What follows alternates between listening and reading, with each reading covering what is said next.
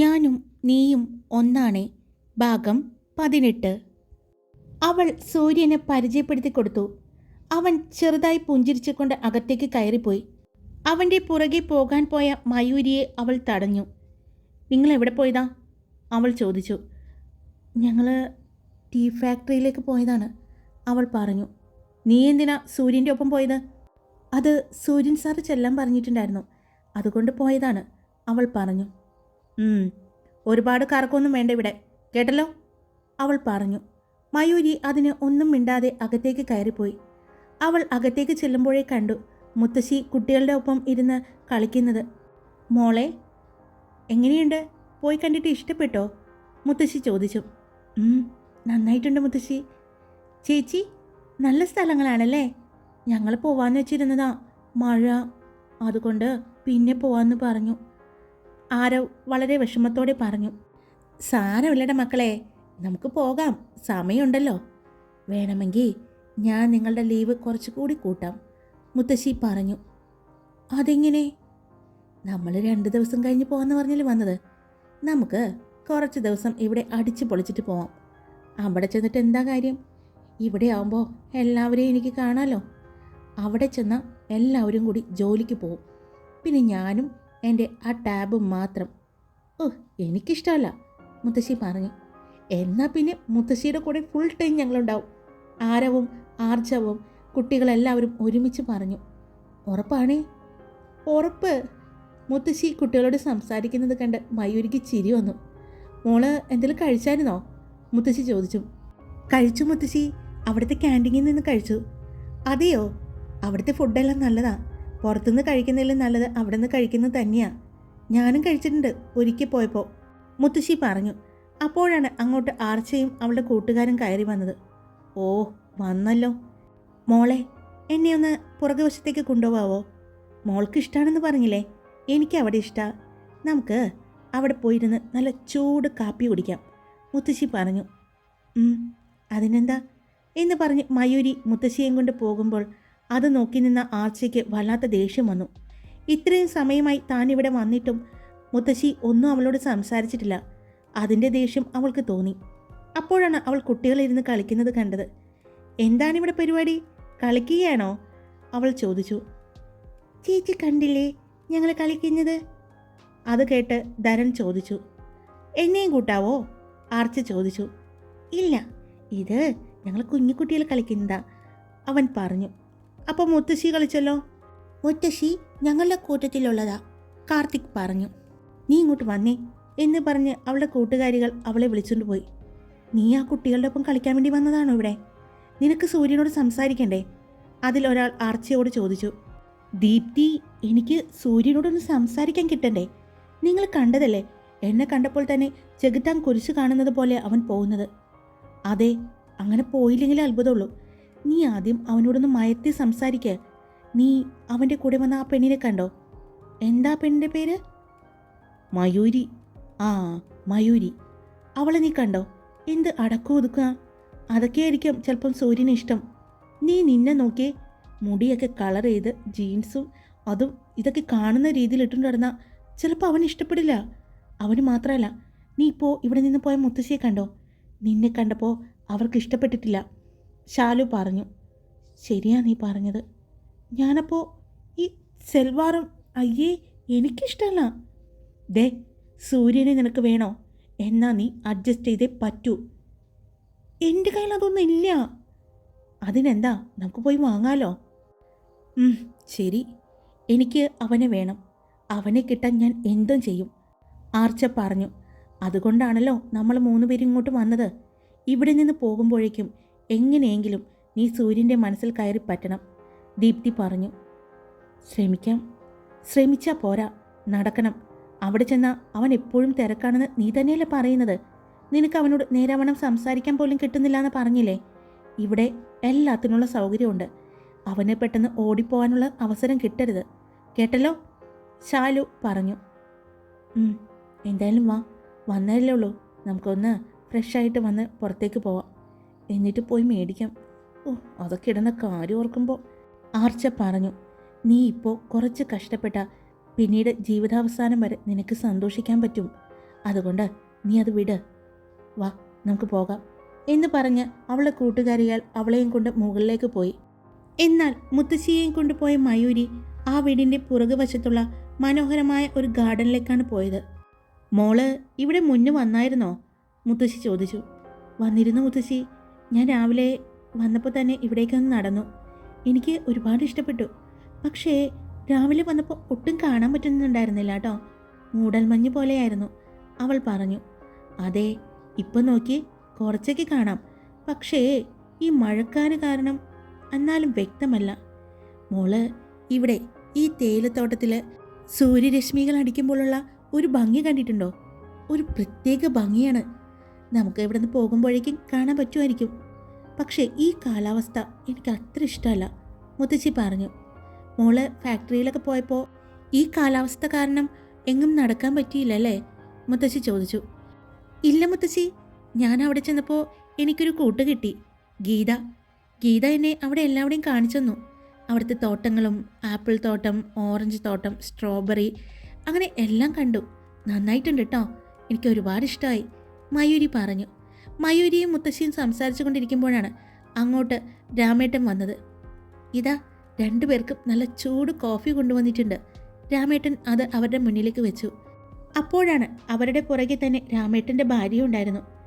ഇതാ, ഇത് കഴിച്ചു നോക്ക് എന്ന് പറഞ്ഞ് അവർ മുത്തശ്ശിയുടെയും മയൂരിയുടെയും കയ്യിലേക്ക് ഒരു പാത്രം കൊടുത്തു. ഇതെന്താ? മുത്തശ്ശി ചോദിച്ചു. അത് ഇവിടുത്തെ ഫ്രൂട്ട്സൊക്കെ വെച്ചിട്ട് എൻ്റെ മരുമോൾ ഉണ്ടാക്കിയ കേക്കാണ്, കഴിച്ചു നോക്ക്, രാമേട്ടൻ്റെ ഭാര്യ പറഞ്ഞു.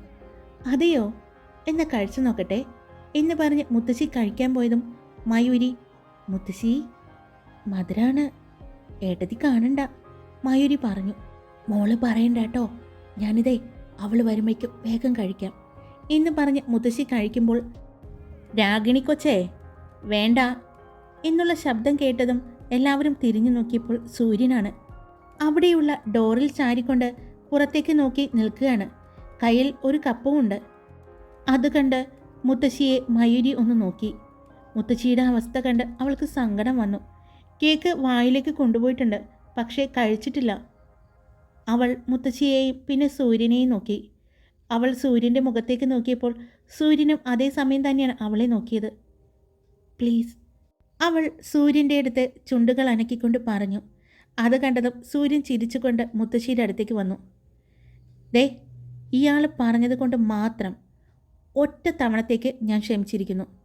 ദേ രാമേട്ട, ചേച്ചി, ഇനി മുത്തശ്ശിക്ക് കേക്ക് കൊടുക്കരുത് കേട്ടോ. ഇല്ല മോനെ, കുറച്ചു മുമ്പ് ഞങ്ങളോട് പറഞ്ഞു ഷുഗർ ഒന്നുമില്ല, മധുരം എല്ലാം കഴിക്കാം, ഒരു കുഴപ്പമില്ലാന്ന്.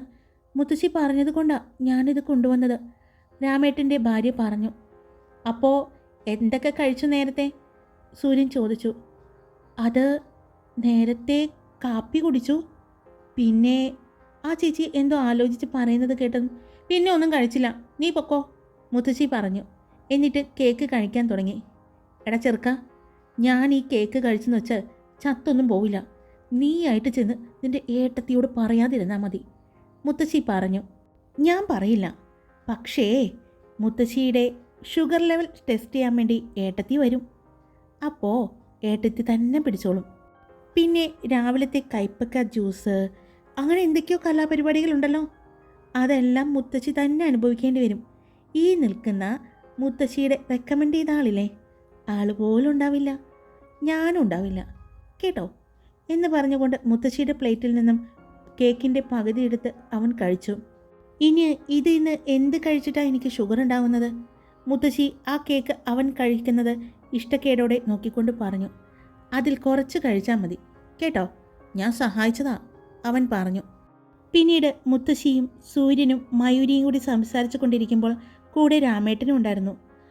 മോനെ, ഞാൻ നാളെ രാവിലെ കുറച്ച് വൈകിയേ വരുള്ളൂ കേട്ടോ. അതെന്താ രാമേട്ടാ? സൂര്യൻ ചോദിച്ചു. അത് മോനെ, ഇവിടുത്തെ കോവിലിൽ നാളെ വിശേഷ പൂജയുണ്ട്. വർഷത്തിൽ ഒരിക്കൽ മാത്രം നടക്കുന്ന പൂജയാണ്. അതിൽ പങ്കെടുത്താൽ എല്ലാ ഐശ്വര്യങ്ങളും ഉണ്ടാവുന്ന പറയുന്നത്. അവിടെ പ്രത്യേകതരം പൂക്കൾ കൊണ്ടുള്ള ഒരു പൂജയുണ്ട്. ആ പൂക്കൾ വെച്ചുള്ള പൂജ കഴിയുമ്പോൾ തിരുമേനി പ്രസാദ വിതരണം നടത്തും.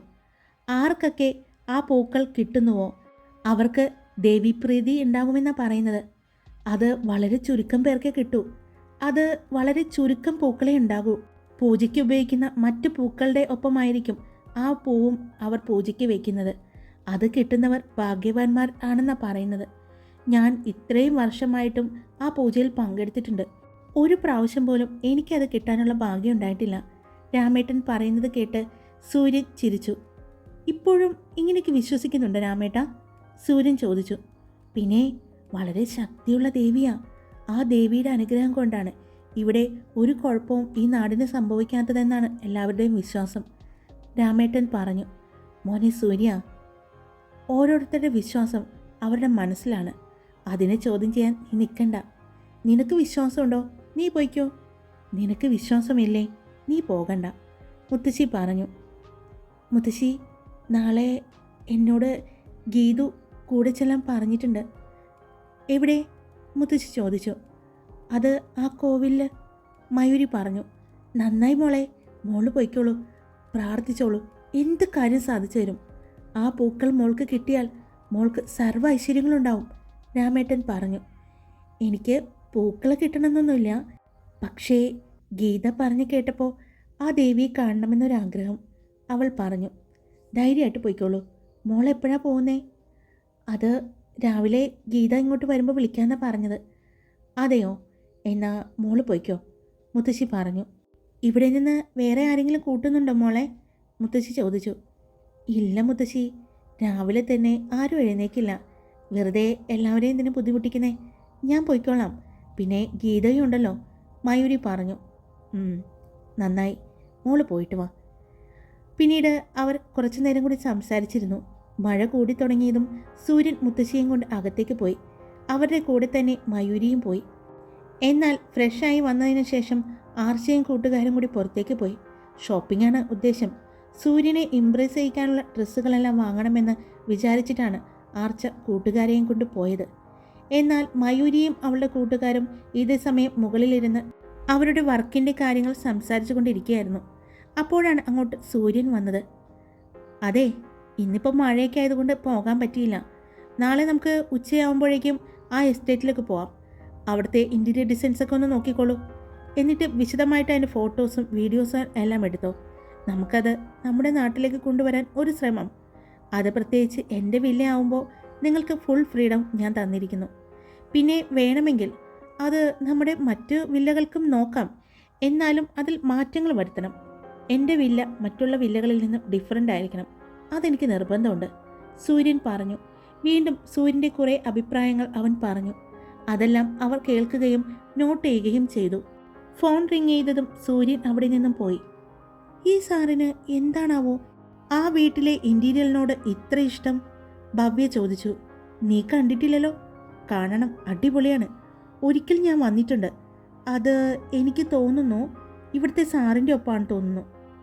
ഏത് സാറിൻ്റെ? സൂര്യൻ സാറിൻ്റെ അച്ഛൻ്റെ ഒപ്പം. അദ്ദേഹവും പിന്നെ സൂര്യൻ സാർ എല്ലാവരും ഉണ്ടായിരുന്നു. ഇവിടുത്തെ ഒരു എസ്റ്റേറ്റിൻ്റെ ലേലമായിരുന്നു, അതിന് പങ്കെടുക്കാനായിട്ട് വന്നതാണ്, മാനസി പറഞ്ഞു. അതെയോ? ഈ ലേലമൊക്കെ നടക്കുന്ന സമയത്ത് സൂര്യൻ സാറിൻ്റെ ഒപ്പം സൂര്യൻ സാറിൻ്റെ അച്ഛനും ഉണ്ടാവും. അദ്ദേഹത്തിനും കൂടി ഇഷ്ടപ്പെട്ടാൽ മാത്രമേ സൂര്യൻ സാർ എന്ത് സാധനവും വാങ്ങാറുള്ളൂ. അത് അച്ഛനും മകനും തമ്മിലുള്ള ഒരു ബോണ്ടിങ് ആണ്, മാനസി പറഞ്ഞു. അതെ, എല്ലാവരെയും താഴേക്ക് വിളിക്കുന്നുണ്ട്. അങ്ങോട്ട് വന്ന് രാമേട്ടൻ്റെ മരുമകളാണ് പറഞ്ഞത്. ചേച്ചി, ചേച്ചിയല്ലേ കേക്ക് ഉണ്ടാക്കിയത്? നന്നായിട്ടുണ്ടായിരുന്നു കേട്ടോ, മയൂരി പറഞ്ഞു. താങ്ക് യു മോളെ. ചേച്ചി ഇവിടുത്തെ സ്കൂളിൽ പഠിപ്പിക്കുകയാണെന്ന് പറഞ്ഞു. അതെ. അപ്പോൾ ചേച്ചി ഇങ്ങോട്ടൊക്കെ? അത് അച്ഛൻ നിങ്ങളെല്ലാവരും ഇവിടെ ഒരുപാട് പേരുണ്ടെന്ന് പറഞ്ഞപ്പോൾ ഞാൻ വന്നതാണ്. പിന്നെ ഇപ്പോൾ വെക്കേഷനല്ലേ, അതുകൊണ്ട് എനിക്ക് പ്രത്യേകിച്ച് പണിയൊന്നുമില്ല. അപ്പോൾ അമ്മയെയും അച്ഛനെയൊക്കെ സഹായിക്കാമെന്ന് വിചാരിച്ച് വന്നതാണ്, അവർ പറഞ്ഞു. അതെ, വേഗം വാ, അവിടെ എല്ലാവരും നിങ്ങളെ കാത്തിരിക്കുകയാണ്, അവർ പറഞ്ഞു. ആ ചേച്ചി ദാ വരുന്നു. എന്നാ ഇനി താഴേക്ക് പോവാം. അല്ല, നീ എന്താ ഇങ്ങനെ നടക്കുന്നത്? ഭവ്യയെ നോക്കിക്കൊണ്ട് ശ്രീരാഗ് ചോദിച്ചു. അയ്യോ, ഇതേതാ ഈ ഷൂവ്? എനിക്കറിയാൻ പാടില്ല, അവിടെ ഉണ്ടായതാ, ഞാനെടുത്തിട്ടു. എനിക്കേ കാലൊന്നും താഴെ വെക്കാൻ പറ്റുന്നില്ല.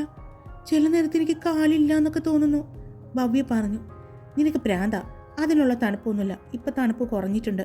നീ പോടാ, ഒരു കുറവുമില്ല. ഞാനേ കുളു മണാലിയിലേക്ക് എത്തിയ പോലെ എനിക്ക് തോന്നുന്നത്, ഭവ്യ പറഞ്ഞു.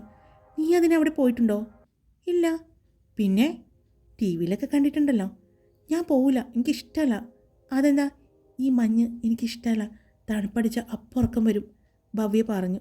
ഓ, ഇങ്ങനൊരു സാധനം, വാ എന്ന് പറഞ്ഞുകൊണ്ട് ശ്രീരാഗും കെവിനും അവളെ പിടിച്ചുകൊണ്ടുപോയി. അവരുടെ പോക്ക് കണ്ട് മാനസിയും മയൂരിയും ചിരിച്ചു. മയൂരി, ഞാനൊരു കാര്യം പറയട്ടെ തന്നോട്? മാനസി ചോദിച്ചു. എന്താ? അതോ, ആ ആർച്ചയെ ഒന്ന് സൂക്ഷിക്കണം കേട്ടോ, മാനസി പറഞ്ഞു. എന്താ അങ്ങനെ തോന്നാൻ കാരണം? അതോ, അവൾക്ക് മയൂരിയെ കണ്ടപ്പോൾ മുതൽ എന്തോ ഒരു ഇഷ്ടക്കേട് തോന്നുന്നു. സൂര്യൻ സാറ് തന്നോട് സംസാരിക്കുന്നത് കൊണ്ട് എന്തോ അങ്ങനെയാണ് എനിക്ക് തോന്നിയത്. എന്നോടും അങ്ങനെ തന്നെ കാണിക്കാറ്. ഇപ്പോൾ തന്നോടും കൂടി കുറച്ചുകൂടി ഉണ്ടെന്ന് എനിക്ക് തോന്നുന്നു, മാനസി പറഞ്ഞു. എനിക്കും തോന്നി, അവൾ പറഞ്ഞു. തോന്നിയല്ലോ, അപ്പോൾ ഇനി ശ്രദ്ധിച്ചേ പറ്റൂ. അവളൊരു പ്രത്യേക ക്യാരക്ടറാണ്. അച്ഛൻ മന്ത്രിയായതിൻ്റെ സകല അഹങ്കാരം ആ പെണ്ണിനുണ്ട്. പിന്നെ അതിന് കൂടെ നിൽക്കാൻ കുറേ വൃത്തികെട്ട കൂട്ടുകാരും, മാനസി പറഞ്ഞു. ഞാൻ ശ്രദ്ധിച്ചോളാം. അവർ സംസാരിച്ചുകൊണ്ട് താഴേക്ക് എത്തുമ്പോഴേക്കും ഹാളിൽ എല്ലാവരും ഉണ്ട്. എല്ലാവരും ഉണ്ടല്ലോ, എന്താണാവോ? അയ്യോ പേടിക്കണ്ട, ഇവിടെ എല്ലാവരും കൂടി കൂടുമ്പോൾ പാട്ടും കളികളും ഡാൻസും എല്ലാം ഉണ്ടാവും. അതിനുള്ള പരിപാടിയാണെന്ന് തോന്നുന്നു കണ്ടിട്ട്, മാനസി പറഞ്ഞു. മാനസിയും മയൂരിയും വരുന്നത് കണ്ടതും, എത്ര നേരമായി നിങ്ങളെ നോക്കി നിൽക്കുന്നു, വാ ഇരിക്ക്. ഇവിടെ രാമേട്ടൻ്റെ സ്പെഷ്യൽ സൂപ്പുണ്ട്. ഇന്ന് നമുക്ക് സൂപ്പുമ്മ സ്റ്റാർട്ട് ചെയ്യാം. പിന്നെ എന്തൊക്കെയോ ഉണ്ടാക്കിയിട്ടുണ്ട് രാമേട്ടനും ചേച്ചിയും കൂടി. എല്ലാവരും കൂടി ഇന്ന് ഒരുമിച്ച് ഭക്ഷണം കഴിക്കുന്നു. ഡൈനിങ് റൂം വേണ്ട, ഇവിടെ ആക്കാമെന്ന് വിചാരിച്ചു. എന്തു പറയുന്നു? സൂര്യൻ്റെ അമ്മ ചോദിച്ചു. എല്ലാവരും അതിനെ പുഞ്ചിരിച്ചു. എന്നാ വാ രാമേട്ടാ, കൊണ്ടുവന്നോളൂ. സൂര്യൻ്റെ അമ്മ പറഞ്ഞതും രാമേട്ടനും ഭാര്യയും മരുമകളും മകനും എന്തൊക്കെയോ പാത്രങ്ങളുമായി വന്നു. ഇവിടെ ഇരിക്ക് എന്ന് പറഞ്ഞ് സൂര്യൻ മയൂരിയെയും മാനസിയെയും വിളിച്ചു. അവർ രണ്ടുപേരും ചെന്ന് ഇരിക്കാൻ പോയതും അവിടെ ഭവ്യ മൂടിപ്പുതച്ചിരിക്കുന്നത് കണ്ടു. അവളുടെ അടുത്തായി മാനസി പോയിരുന്നു. മാനസിയുടെ ഇപ്പുറത്തായി മയൂരിയിരുന്നു. അപ്പോഴാണ് സൂര്യന് ഒരു ഫോൺ വന്നത്. സൂര്യൻ എഴുന്നേറ്റ് പോയി. അപ്പോഴേക്കും രാമേട്ടനും ഭാര്യയുമെല്ലാം എല്ലാവർക്കും സൂപ്പ് ഒരു ബൗളിൽ വിളമ്പിയിരുന്നു. സൂപ്പ് ആസ്വദിച്ച് കുടിച്ചുകൊണ്ടിരിക്കുമ്പോഴാണ് ഫോണിൽ സംസാരം കഴിഞ്ഞ് സൂര്യൻ വന്നത്. സൂര്യൻ വന്നതും അവൻ വന്ന് മയൂരിയുടെ അടുത്താണ് ഇരുന്നത്. ദാ മോനെ, ഇത് കുടിക്ക് എന്ന് പറഞ്ഞ് രാമേട്ടൻ അവൻ്റെ കയ്യിലേക്ക് ഒരു ബൗൾ കൊടുത്തു. അത് കുടിച്ചുകൊണ്ട്, രാമേട്ട സൂപ്പറായിട്ടുണ്ട്, എനിക്കറിയാവുന്നതാണ്, പക്ഷേ രാമേട്ടൻ്റെ കൈപ്പുണ്യം ഇവരൊക്കെ ഇപ്പോഴല്ലേ അറിയുന്നത്, സൂര്യൻ പറഞ്ഞു. അവർ ഇരുന്ന് സംസാരിച്ചു കൊണ്ടിരിക്കുമ്പോഴാണ് അങ്ങോട്ട് ആർച്ചയും കൂട്ടുകാരും കൂടി കുറേ ഷോപ്പിംഗ് ബാഗുകളുമായി കയറി വരുന്നത്. ആ വാ വാ, കറക്റ്റ് സമയത്താണല്ലോ വന്നത്. രാമേട്ടൻ്റെ സ്പെഷ്യൽ സൂപ്പുണ്ട്, കുടിച്ചു നോക്കൂ. പുറത്തുനിന്ന് വന്നതല്ലേ മക്കളെ, നല്ല തണുപ്പുണ്ടാവും, സൂര്യൻ്റെ അമ്മ പറഞ്ഞു. എന്നാൽ ആർച്ചയുടെ കണ്ണുകൾ പോയത് മയൂരിയുടെ അടുത്തിരിക്കുന്ന സൂര്യൻ്റെ അടുത്തേക്കാണ്. സൂര്യൻ എന്തൊക്കെയോ മയൂരിയോട് സംസാരിക്കുന്നുണ്ട്. മയൂരിയോട് മാത്രമല്ല, മയൂരിയുടെ അടുത്തിരിക്കുന്ന മാനസിയോടും സംസാരിക്കുന്നുണ്ട്. ഭവ്യയെ കളിയാക്കുന്നുമുണ്ട്. അതനുസരിച്ച് ചിരിച്ചുകൊണ്ട് സൂര്യനും അവരുടെ കൂടെ കൂടി. അത് കണ്ട ആർച്ചയ്ക്ക് അവളുടെ ദേഷ്യം നിയന്ത്രിക്കാനാവുന്നുണ്ടായിരുന്നില്ല. അവളുടെ അവസ്ഥ മനസ്സിലായതുപോലെ അവളുടെ കൂട്ടുകാർ അവളുടെ കയ്യിൽ പിടിച്ചു. വേണ്ട, ഇപ്പോൾ പ്രതികരിക്കാൻ നിൽക്കണ്ട, എല്ലാവരും ഉണ്ട്, ദീപ്തി അവളുടെ ചെവിയിൽ പറഞ്ഞു. വാ, എന്താ അവിടെ തന്നെ നിൽക്കുന്നേ, വാന്നേ, അവളെ സീതാലക്ഷ്മി വിളിച്ചു. അവൾ ബാഗെല്ലാം അവിടെ തന്നെ വെച്ചുകൊണ്ട് അവരുടെ അടുത്തേക്ക് വന്നു. എന്നാൽ വരുമ്പോഴും അവളുടെ നോട്ടം സൂര്യനിലായിരുന്നു. മാനസിയോടും മയൂരിയോടും എല്ലാം സംസാരിച്ചിരിക്കുന്ന ആ സൂര്യനെ അവൾ അത്ഭുതത്തോടെയാണ് നോക്കിയത്. ഇതുവരെ സൂര്യൻ തന്നോട് ഇതുപോലെ ചിരിച്ച് സംസാരിച്ചിട്ടില്ല എന്ന് അവൾ ഓർത്തു. അവളുടെ ദേഷ്യം മയൂരിയിലേക്കായിരുന്നു. മയൂരിയോട് ചേർന്നിരിക്കുകയായിരുന്നു സൂര്യൻ. അതാണ് ആർച്ചയെ ദേഷ്യത്തിലാക്കിയത്. ഹായ്, അപ്പോൾ സ്റ്റോറി ഇട്ടിട്ടുണ്ട്.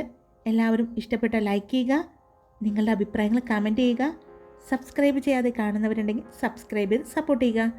അതെ, സൂര്യൻ തൻ്റെ പ്രണയം മയൂരിയോട് പറയുമോ? കാത്തിരിക്കാം ഇനി വരും ഭാഗങ്ങളിലായി.